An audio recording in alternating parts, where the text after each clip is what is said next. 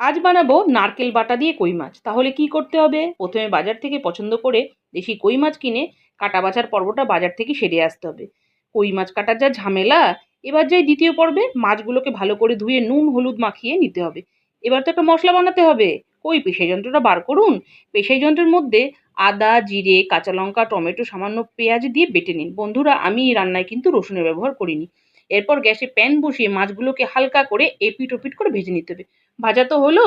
এবার প্যানে কালো জিরে ফোড়ন দিয়ে সেই বাটা মশলা দিয়ে দু একবার নেড়ে চেড়ে নুন হলুদ লঙ্কার গুঁড়ো নারকেল বাটা সামান্য টক দই দিয়ে সমস্ত উপকরণকে বেশ ভালোভাবে কষাতে থাকলাম। কষাতে কষাতে তেল ছেড়ে এলে মাছগুলোকে সেই ভাজা মশলার ওপর দিয়ে একে একে লাইন দিয়ে সুন্দরভাবে শুইয়ে দিলাম। তারপর মাছগুলোকে এপিট ওপিট করে সামান্য জল দিয়ে ফোটাতে শুরু করলাম। ঝোল ফুটে এলেই গরম মশলা দিলেই রেডি নারকেল বাটা দিয়ে তেল কই। এরপর দুপুরবেলা গরম গরম ভাতের সাথে সেই সেই সেই আস্বাদ।